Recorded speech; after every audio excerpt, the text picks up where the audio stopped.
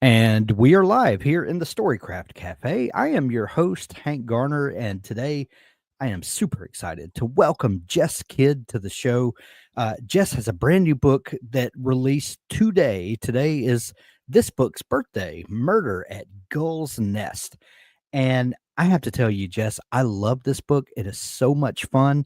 And being a bit familiar with your earlier work, um, this is a delightful departure from what I have known you from. And I mean that in the best sense, because some of your earlier work is a little on the darker side, a little more intense. And this is a little more on the cozy side. And so we're going to have a lot of fun today talking about it. Murder at Gull's Nest launched today. So go visit your local bookstore and grab a copy of it today. Welcome to the show, Jess. Thank you, Hank. Thanks for having me. I'm so excited to have you. And before we get started, I love to start the conversation on a fun question to kind of set the tone. And one question that I love to ask people is, what is your first memory of wanting to be a writer or a storyteller? Mm. Well, I think with me, it goes back very early because I was part of a very big, wild London Irish family. So Mm, for me, it was really the oral tradition, the storytelling tradition yeah. that I heard. And we had some great storytellers. And I was a fairly quiet child, and so I preferred writing my stories down and delivering them that way. I was a very precocious early reader, and I think when I discovered the local library, we didn't have a lot of books in the house, but when I discovered the local library, I felt very Matilda-esque and trying to get my hands on everything and read everything. So Right. it felt like very much my natural territory to go back to this. And I think in my previous work, I definitely have tapped into that storytelling, folklore, tradition, and used that with a lot of the Irish characters, particularly that I've written in the past. And so I think it was always in the back of my mind that I would tell stories or write stories, but I didn't really think that that would be a profession for me. So, and I went back to college. I dropped out of college, went back on a bursary to study creative writing with the aim to Yeah. teach it in the prison service. That's what I wanted to do. And tried out some of my theories, got some more funding to do a doctorate, and really wrote my first novel to test some different theories I had. Sent it out and hid under the desk, as you do. I thought, right, what's going to become of me? And I mean, I had been writing short stories as well. So really, that was kind of my way into it. I love it. I want to stick a pin in that comment you made about testing out some theories. I want to ask you about that in a minute. But before we do, um, I'm from the southern United States, and we have a very strong thread of Irish and Scottish heritage in where I'm from. And we also have this very strong oral storytelling tradition. And I wonder if maybe some of that emanates from our Irish heritage. That's an interesting thing that you said that, and I feel like that's a commonality that we see amongst these people and how they have fallen out through the centuries. What do you attribute that to any particular thing? Like, why do you think there's this strong oral storytelling heritage? I've thought about this a lot, and I think certainly in my family, there's this idea of social exchange, the Yeah, value of social exchange, and also, yeah, I come from a background where everybody had to stand up and do a thing, or you'd sing a Mm, song, or you like share things that way. Maybe in the age of television, I mean, I existed, I existed at the same time with television. I'm not that old, but right.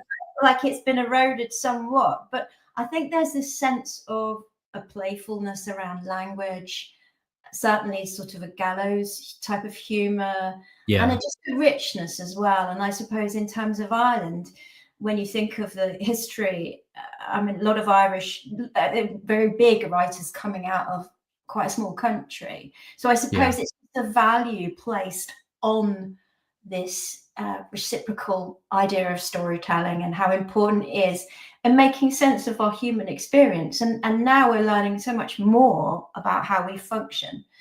We're starting to realize that that is so important. It's a means to connect with other human beings. Yeah, yeah. It's part of our human nature to try to make sense of it all, and sometimes, and I love that you mentioned the gallows humor, because there's also a big that's a big thing in southern United States literature, is that you know in the South, we've had a very tumultuous past, and it's been marked by poverty and natural disasters and all of this stuff. And um, some of the greatest witty writing uh, comes out of places that have had a lot of conflict and tragedy, and which is, on the surface you think, well, how can that be?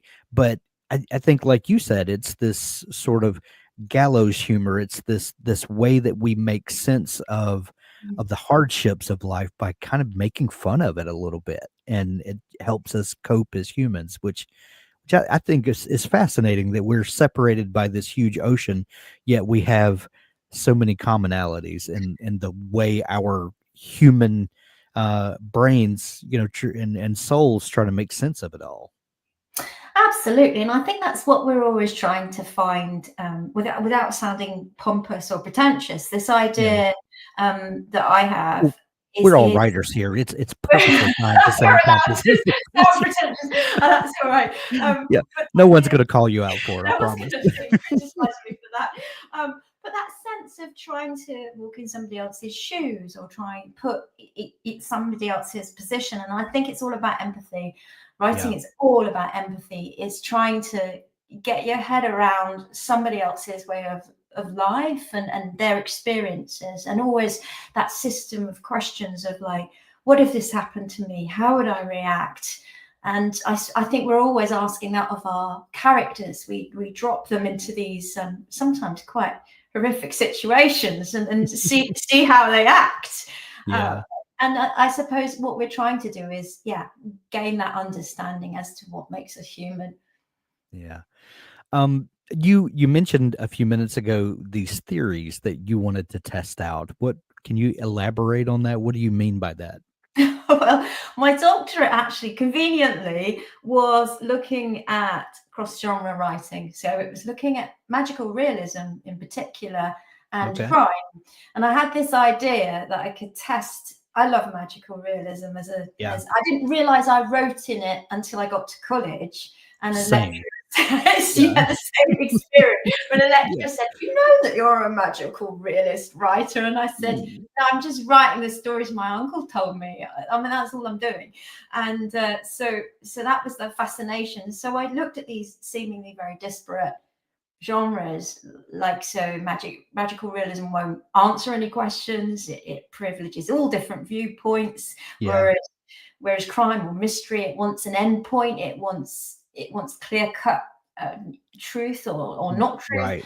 And so I thought, well, how can these two work together? Can I try and splice them? And so I did, and I created my first novel, which was himself, to test out how to really teach myself how these genres worked. And then I realized how stretchy crime could be, and how it Right.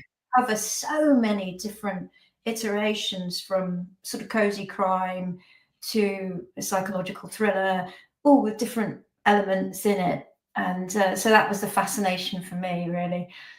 Yeah. I love it. I love it. Can you trace your love of crime fiction back to anything in particular? Where did you love crime fiction as an early reader? Like what is it that captured your fascination, do you think? I suppose for me, it felt like a very, I see genre as a roadmap. So I see it as a way into telling a story. So it's kind of helpful to know where you're going. But then at some point, you can just throw away the roadmap and just have deviations and get lost. So crime for me, or mystery for me, felt very specific. And there were certain expectations that a reader would have. And so for me, it felt like it kept me a little bit on a path, really. So cut down on some of the deviations. And so I think in my early writing, I felt it was almost like a little bit of a comfort blanket. I felt like, actually, with these elements, I know I'm putting together a plot. And I think also, I suppose, really, it just taps into that idea of extremes of human nature, and that's sort of the fascination, really, I think, behind crime.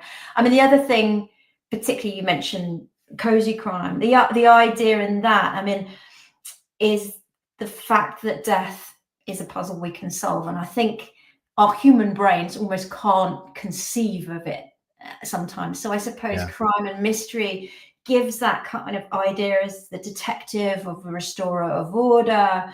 There can be resolution, there can be satisfying endings, and certainly in a time when it's very difficult and uncertain, there's that kind of comforting feel. Oddly, there's a comforting feel from crime. It's from writing crime, especially the end where you're looking at a mystery with a puzzle to solve. Perhaps maybe not if you're writing thrillers or psychological crime, like you're still in the land of being very disturbed, but like certainly for more the cozy end. I mean, with me, I feel like cozy is almost what describes what it isn't. So it isn't a police procedural, it isn't this psychological thriller idea. So I always sort of in my mind substitute maybe not gritty rather, or not as gritty.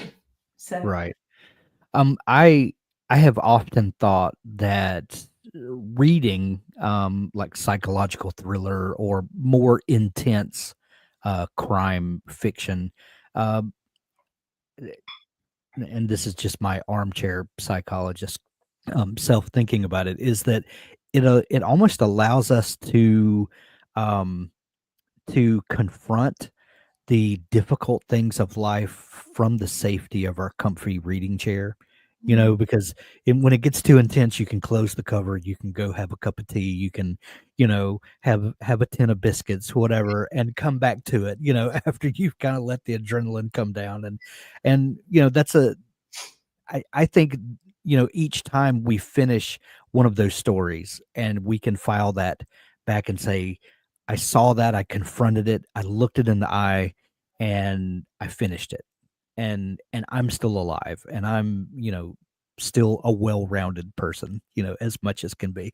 And, it adds a little armor to ourselves, I think. I think that's the beauty of reading and writing by extension, is that we get to confront those things and we get to grow a little bit as a person without having to be in the thick of it. That's a really interesting idea, actually. I really love that idea that also that idea that we're living vicariously through the detective, the amateur detective. So they're usually someone who's everyday enough, but still has special traits that maybe they've been granted from their personality or their profession or so forth.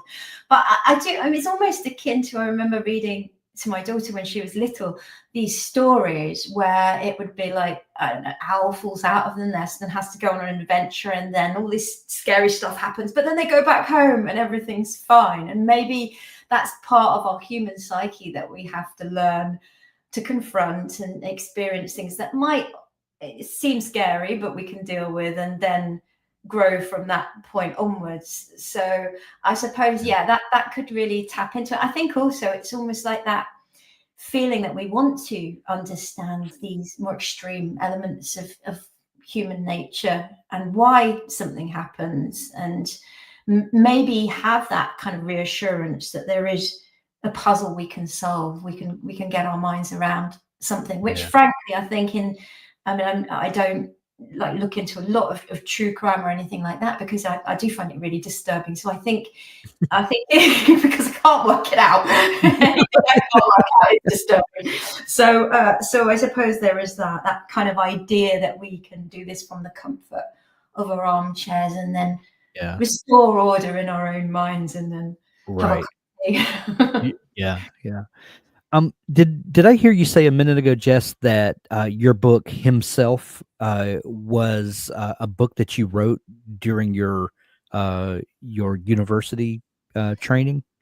Yeah, absolutely. So I wrote it when I was doing my PhD, my doctorate, and just to test out the theories. I mean, in its original form, it was probably quite unpublishable. So I sent it out, and it sort of went into the slush pile, and then it was out, and my agent read it and went, "Oh yeah, this is good."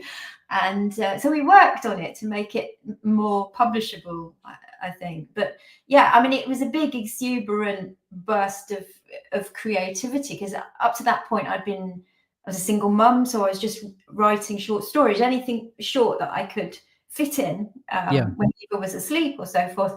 And so it was a bigger vehicle for me, in the same way that I feel excited about Nora Breen, because all my books have been standalone, and now this is the first in a series. So it's giving me that freedom to go back into the character and really evolve with her. Yeah. I want to come back to short story writing in just a minute. I'm saying it out loud so I won't forget to come back to it. But himself, so was it on submission for very long before it got picked up? Not very long. So looking back at it now, I mean, I still love it. I think it's a hoot. It's so fun. And I think really it was that mixed the crime or mystery elements and the magical realism. And it's set in Ireland in 1976. I'm trying to remember it now, because there's been a few books in between, 1976 and the 1950s. And so it centres around a small village on the west coast of Ireland with some eccentric characters. So I seem to really enjoy doing the small communities full of eccentric characters. I started writing magical realism a number of years ago, and I didn't know what to call it, but I love the idea of these small communities where you had this eccentric group of characters and this, tight knit community, but weird things would happen, and the supernatural would sort of leak in from time to time. Like there's something strange about these places where the veil between worlds was just a little thinner or something.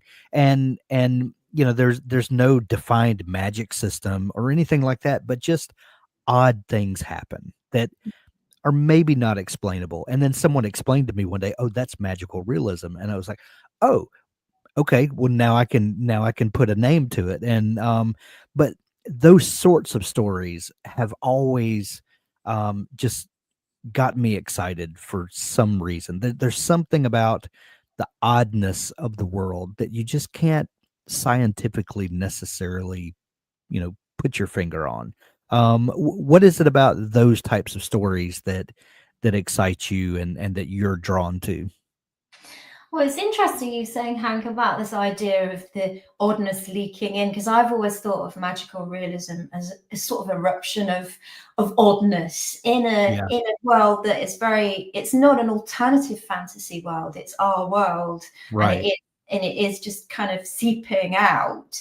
And I felt it was quite akin to what happens in a mystery or in crime, is this idea that somehow the past is informing the present, somehow the past is haunting the present, and there's an uncovering of usually some kind of secret. But what I really loved is this kind of idea of the storytelling voice. And I think particularly my first two novels really have that magical realist, sort of very deadpan, very much like the reader's going to buy into this tall story. I'm going to tell this tall story. I'm not going to explain anything. Right. And it's really interesting the way that this does tap into, I mean, with my family, Irish folklore in particular. So things become literally true. So mermaids really do exist, and all of these things happen. And that is the complete joy of it. Is it feels like a very big narrative sleight of hand to me of creating something that is patently magical, but making it as real as possible. So I think on my third novel, Things in Jars, which is a Victorian detective novel, I think you'd call it, with magical realist elements, I set a challenge to myself. This isn't giving any spoilers. create a dead character who is as alive as possible. And I came up with a dead bare knuckle fighter called Ruby Doyle, who is the sidekick to Bridie Devine, who's the main investigator, who has tattoos all over his body that move and communicate various things. And I wanted to create someone who is very physical, but to inhabit this body, even though the body didn't exist. And so I could only do that with magical realism, because there's this idea that it's not just ghosts that you see out of the corner of your eye. These ghosts are going to come and walk in, and they're going to have a conversation with you and tell you what to do. Right. So I thought that is really entertaining. So I suppose for me, it's that idea of expansiveness. There is nothing you can't do with magical realism, and it's not just thinking outside the box. It's like, where is the box in the first place? And so for me, I really love that. And it also allowed me to have another cast of characters. I was quite greedy in that respect, because I think in the second book I wrote, The Hoarder, the main protagonist sees like a chorus of saints that come around with her. Her name's Maud Drennan, and she's of Irish descent. So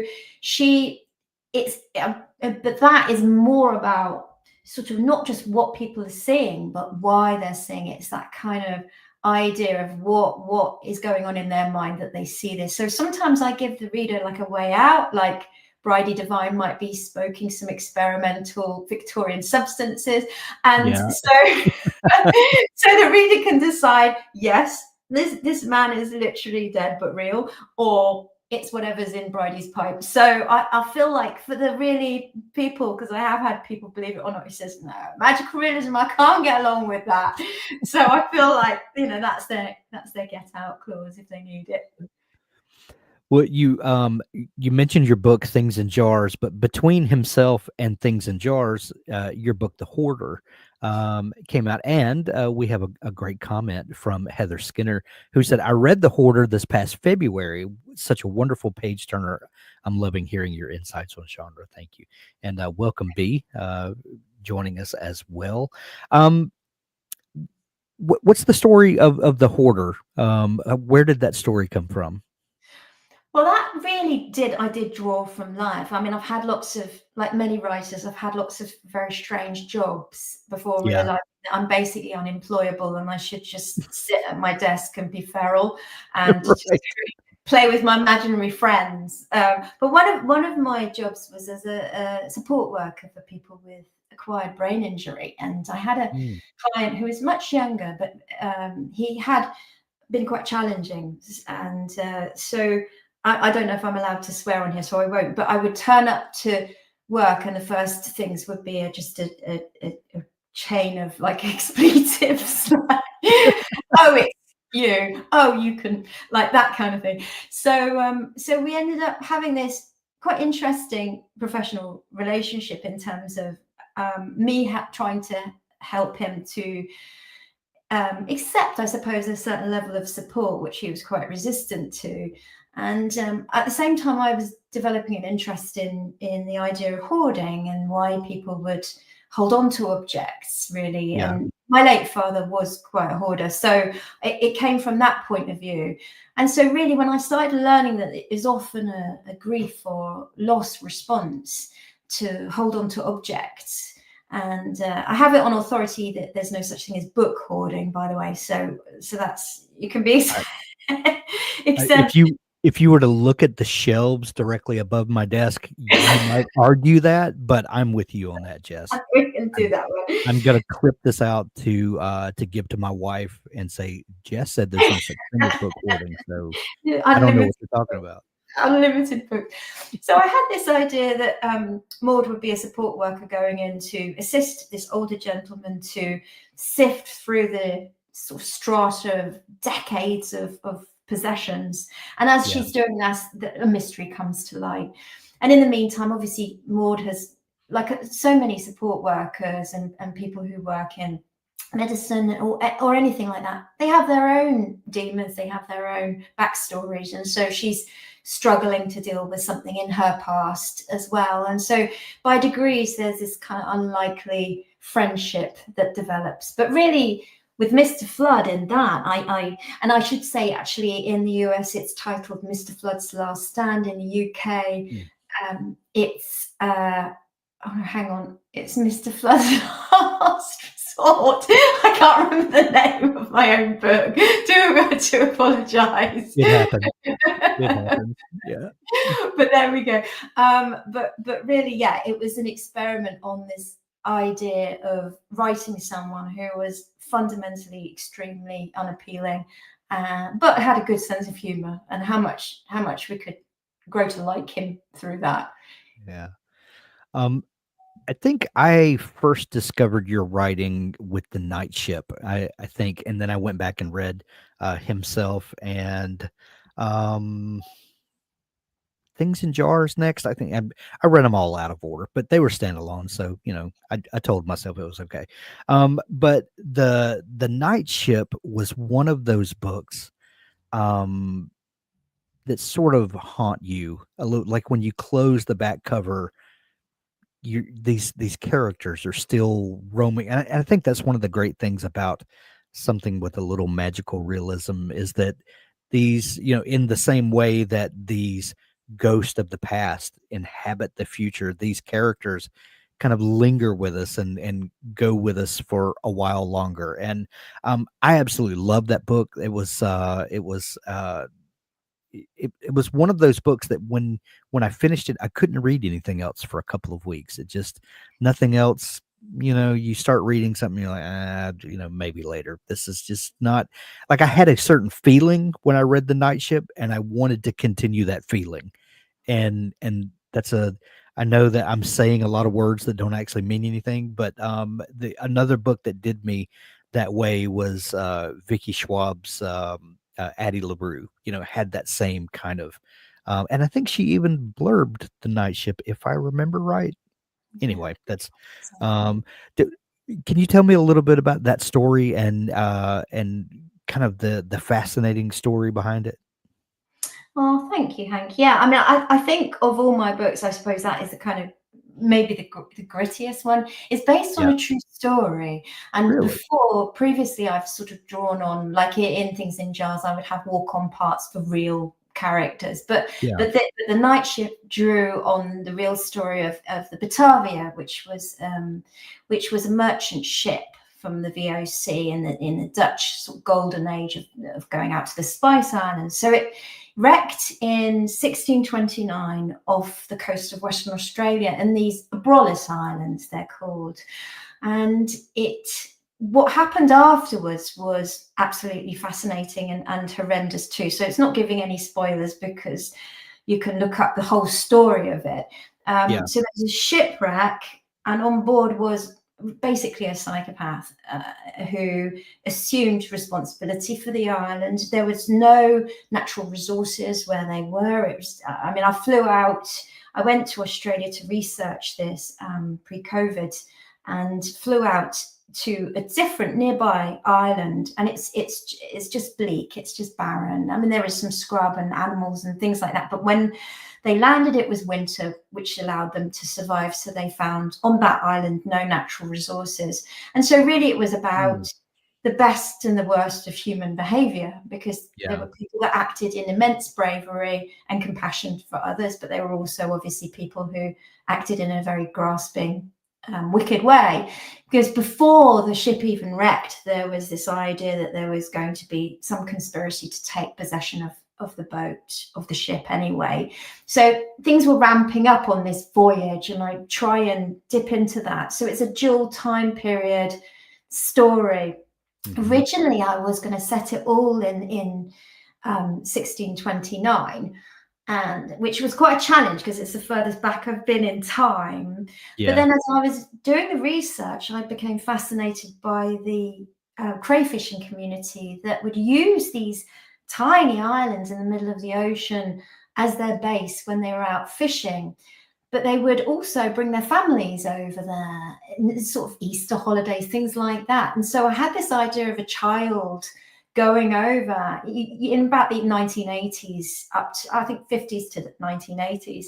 And so telling this story from the point of view of two different children, hundreds of years, 300 odd years apart, And so I set part of it in the 1980s. And so I had Gil, who is a neurodivergent boy, and I have Micah, who is a little girl on board the Batavia. And somehow, as we go along, their kind of stories not quite coincide. I don't want to give anything away, but there's a kind of a mirroring, there's an echoing, and it looks again at these communities, the community on board the ship, which is sailing into very dangerous waters, and then afterwards when there's a shipwreck, and also the community on the island all that time later, and how they become almost a bit of a pressure cooker.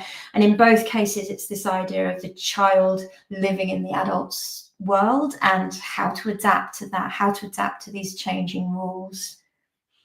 I love to hear you talk about the beginnings of the story. And one thing that I love to hear writers describe is the beginnings of stories. At one moment, a book like The Night Ship doesn't exist in any form or fashion. It just doesn't exist. And then maybe you read something and you're like, well, that's kind of intriguing. Or sometimes a character will walk onto the stage of your mind and you're like, well, who are you? And what are you up to?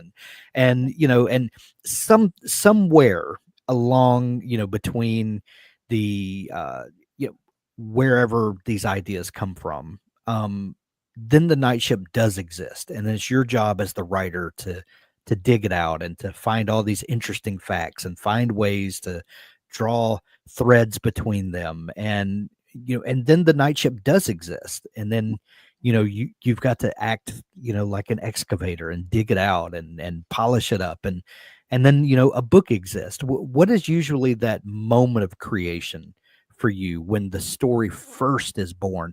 And is it the same for all stories, or do they all kind of come alive in different ways for you? That's a really interesting question. I mean, with The Night Ship, I had to think about it for a while. So it was a friend of mine brought the story to me, and he said, "You've got to write this. Nobody's really done like a full fictional account of this." Yeah.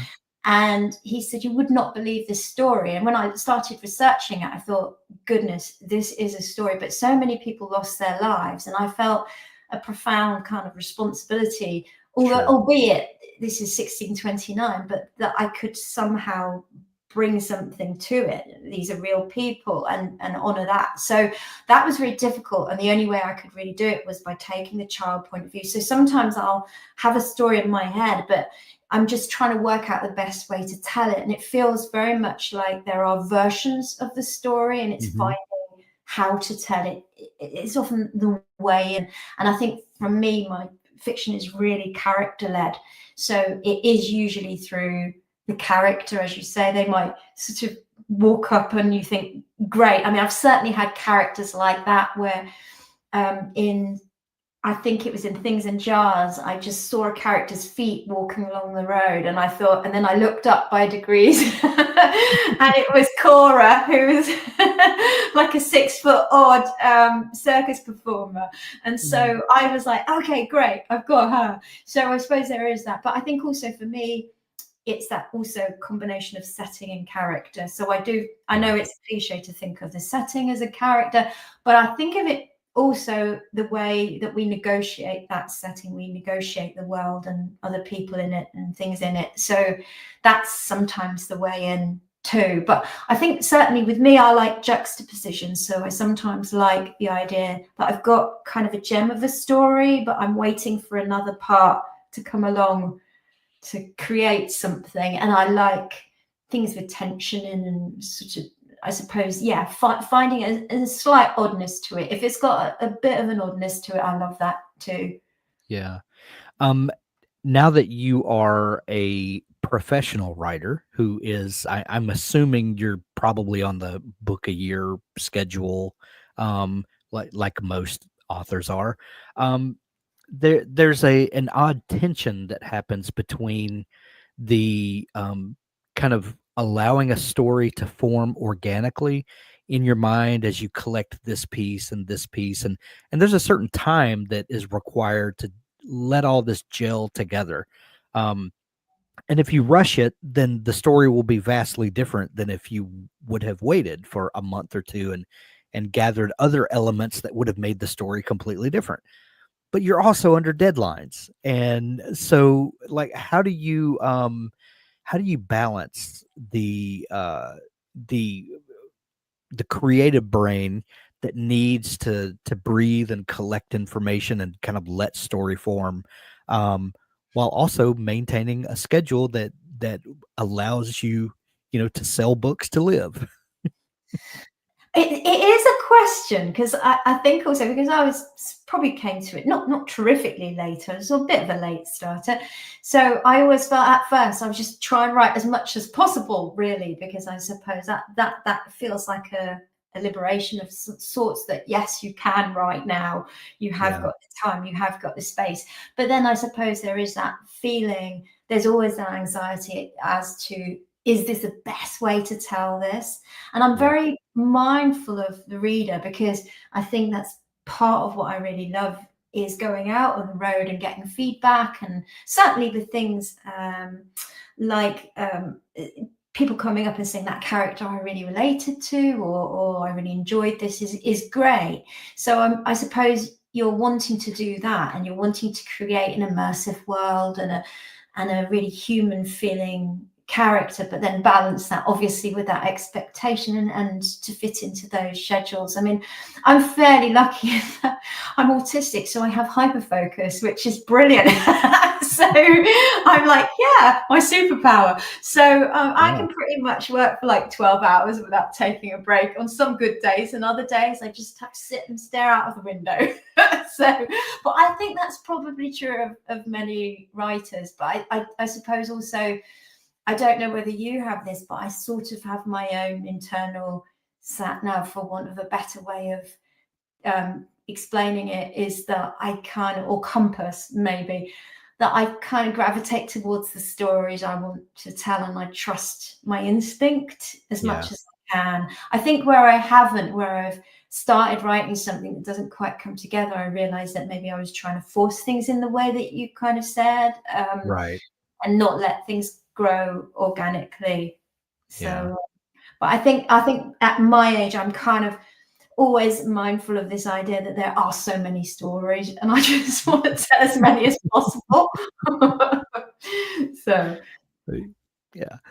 You mentioned short stories a couple of times, Jess, and we just finished a 30-day writing challenge where I challenged a couple of other writers to write short stories, and we all wrote stories. Um, we gave the genre of speculative fiction set in the 1980s, and we all took wildly different approaches, but they're all, kind of magical realism or a little bit of fantasy or, some science fiction tinged things, all that fit within speculative fiction, but all set in the 1980s. And a couple of my writer friends that joined me on the challenge had never written short stories before, and I've written and published quite a few, and I made them the promise that if you write if you write short stories, it'll make you a better novel writer, and you will pick up skills that you didn't think that you needed, and you'll find that you're better at things than you think you are. And they're, I think both of them were like, well, I'm too verbose. I can't make myself write in 7,000 8,000 words. I want to stretch out and really tell the story. And so, but they both really embraced the challenge and found that they did exceptional uh stories. So what is it about the form of short stories that you love? And as someone who has published quite a few novels but also a short story collection, um how do you see the um what short stories add to your writer toolkit? that's interesting. I mean, first of all, I love the idea of it set in the 1980s. I was Yeah. just trying to think, did Rubik's cubes come into it? Because they were Yeah. like, Yeah. they were they were something else. Yeah, I did start off doing that, and in fact, when I was teaching creative writing, I used a lot of very short fiction, like flash fiction as well, Yeah. to teach. And I think it is a way of honing. I suppose it is a discipline. But what I've loved about writing short stories is that you can try out, you can be a bit more experimental. So something that a novel might not be able to, type of voice a novel might not be able to sustain because it might be in second person, something like that, that you couldn't sustain over the course of a novel, because a novel is a huge, stretchy, massive commitment. And Yes.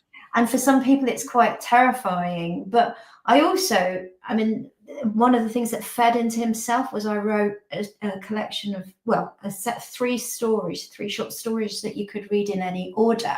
And according to the order the reader read them in, it would have a slightly different kind of feel to it, really. You could read them on a chronological order, or you could just read them randomly. And that formed the basis as well of this experimental novel that I wrote with himself. So I feel like sometimes it's a way of getting an insight onto a world that you might want to write more about further down the line. But also it's just the way I feel they work is like a window cut out into a reality, and you're straight in there. There's no preamble, you're just in there. And I think that immersive quality is something I really love. Sometimes you're just looking around like, what is going on? And you almost have to kind of get your balance with it very quickly. And I love that. I mean, even like very short fictions, I find them incredible. But in terms of that idea of being very stringent in your word use, it kind of boils it down in the same way, I suppose, that poetry does, in making it really vivid. So your word choice, your choice of ways that you're going to build a world has to be a bit more selective and a bit more intense, I suppose. So, Yeah. and I think there's that amazing sort of tradition and heritage of brilliant short story writers, where on the surface not a great deal seems to happen, but there's been a beautiful shift. I love that. I mean, I think that's genius. Yeah. I love that. So, and it feels somehow very human, being dropped into the world, someone else's world, and trying to see what's going on for them at that time. Writing short stories really makes you have to learn to get to the point. Yeah. And then when you've kind of mastered that, then when you go over to novel writing, knowing how to get to the point then allows you to stretch things out and to build things in that add tension and all of the wonderful things. But once you kind of know that skill, then you can back it off and you can add things, layers and textures that just make the novel so much better.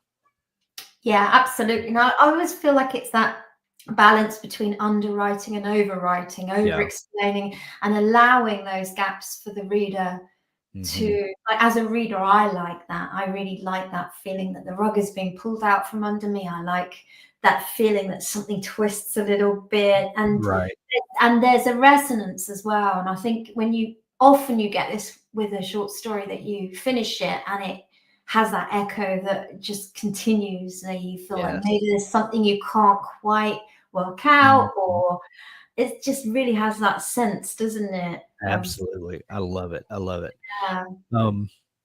Your new book, Murder at Gull's Nest, out today everywhere. You have developed a character in Nora Breen that is charming, a little she is someone that on the surface is easily overlooked or dismissed, and I think that's maybe what makes her such a great sleuth character. Tell me the idea behind this book and this character, and because it's a bit of a shifting gears for you and the types of stories that you've been telling. And I absolutely, having read some of your previous work and then reading this, it's absolutely in line with your voice, with the way you tell stories, even though it probably fits on a little different shelf in the bookstore. Oh, thank you. Yeah, I mean, I suppose with Nora, the interest I had was writing that sleuth in the older woman tradition. She's not quite as old as as Miss Marple, but she's Right. very much in that idea, like you underestimate at your own peril, really. Right. So Yes. I think she's come to middle age. She wants to take up space. She does. And I find that fascinating. As you said, she sometimes confronts those ideas about her age and her gender as well. And Mhm. so, I mean, I suppose the germ of the idea came, I come from a very big London Irish family. I went to a Catholic faith school and I was taught by a former nun. And I was like intrigued as to why I mean, I'm very intrigued by people who join religious communities of any kind. Sure. And I was like, why did she leave? And I'd never had quite the bravery to ask her because she's quite formidable. And so I think I stored it in my mind, thinking at some point, I really want to write this. And so the idea really was that Nora has been effectively dead to the world in an enclosed Carmelite order for 30 years, and this mystery propels her back into the world.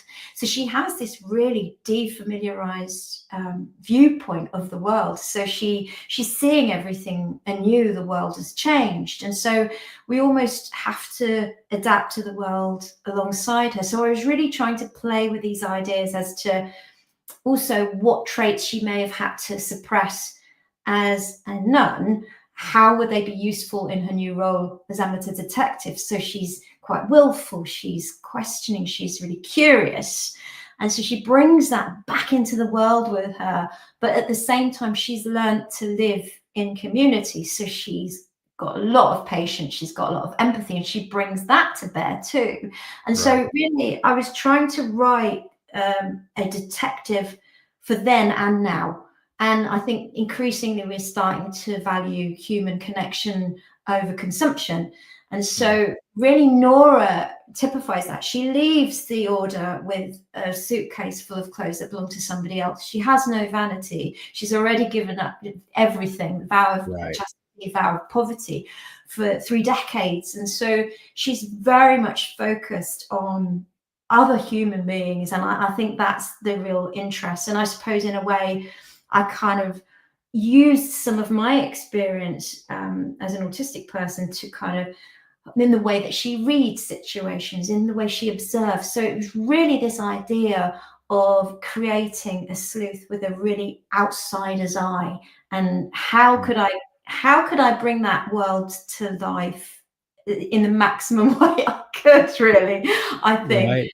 So that's kind of really my setup for it. And I also really wanted to have her, she has her own demons, she's had a life before she's gone into the monastery. And so someone who is complex enough and interesting enough for me to want to return to time and time again. And I have planned out 8 books, whether or not they'll all stay the same, but Yeah. she really intrigues me. I think it's a character I've really enjoyed writing, and I think also the other characters currently around her in the boarding house as well. It's kind of a flotsam and jetsam of quite eccentric characters, but Yeah. they seem to be bringing different things out in each other, which I love. I love that too. When you set out to write this book, did you write it with an eye toward Nora being a series character, or did you realize she was a series character in the writing? And maybe that's not an important distinction to some people, but for me, I think it matters a lot. But how did you start realizing the series potential? I think, oh yeah, absolutely. I wrote her with that idea. I was looking for her, and I think really, yeah, she is a very interesting character. And I think also it's the time and the place. It's the people I'd want to go back to, and the time and the Yeah. place. And it's a fascinating time. It's 1953. It's in the shadow of the Second World War. So all of these various ingredients feels like it's a very rich time and quite gritty in places to Yeah. explore, really. I love that. What are you working on the follow-up book to this now? If we understand how publishing works, that this has probably been off your desk for quite a while, and like, was it hard to get back into it and to pick up the threads of the story, or were you anxious to get back to these characters? Well, it's been like one of the sadnesses actually in the standalone. I've always wanted to write standalone books because there's so many different worlds I'd like, and then Right. that's what I really enjoy doing is world building. And I think I'd love to try more sci-fi. I'd love to try.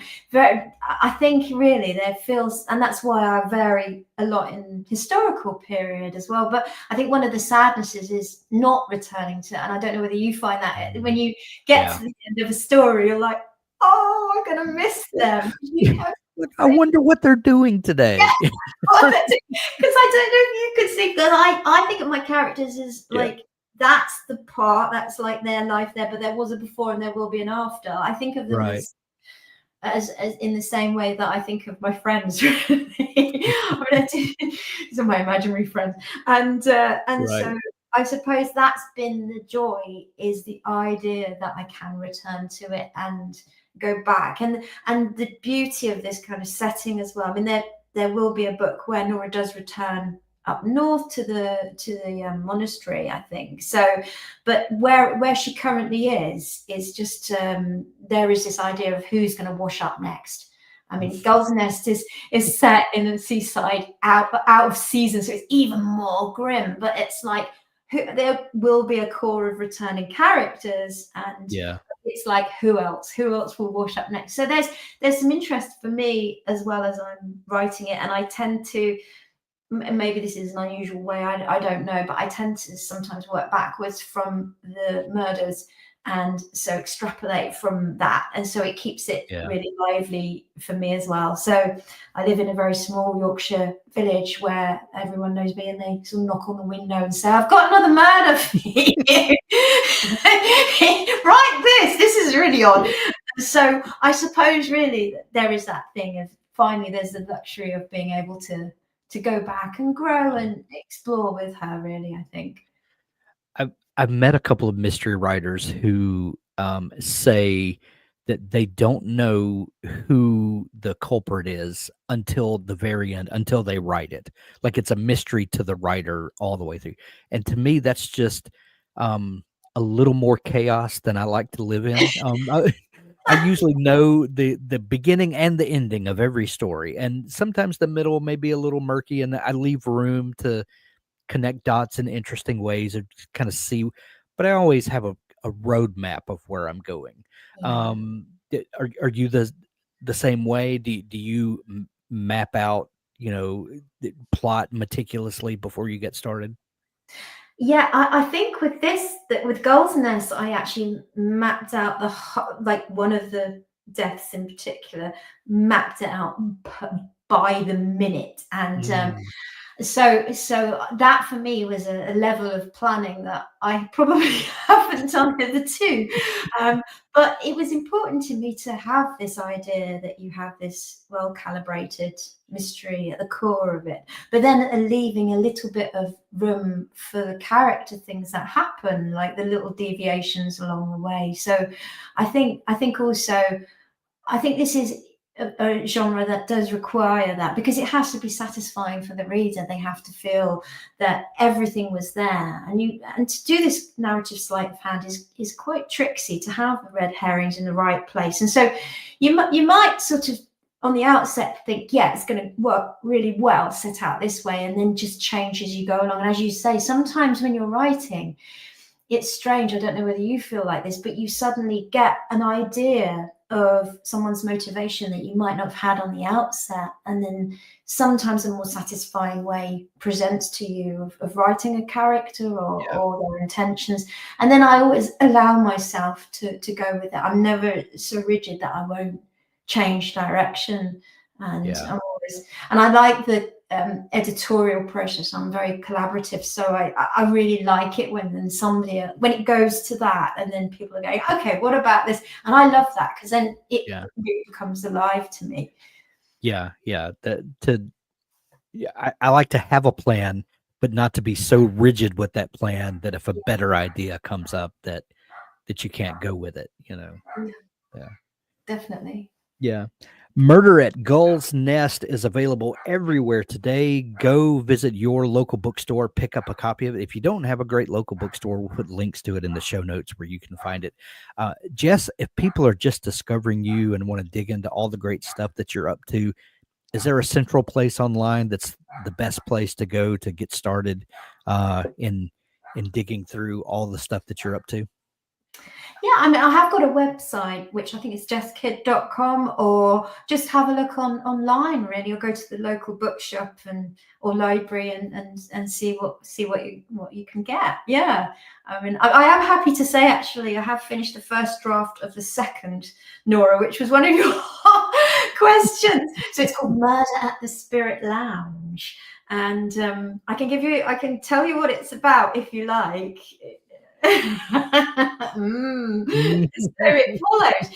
But another kind of nice 1950s idea was spiritualism and seance and things like that. People were really interested in that following the Second World War for obvious reasons. So it centers on Dolores Chimes, who is a famous medium, and she arrives in Gore-on-Sea and starts taking seances. And when one seance goes wrong, striking Dolores dead in mysterious circumstances, it seems that Nora has a supernatural serial killer on her hands.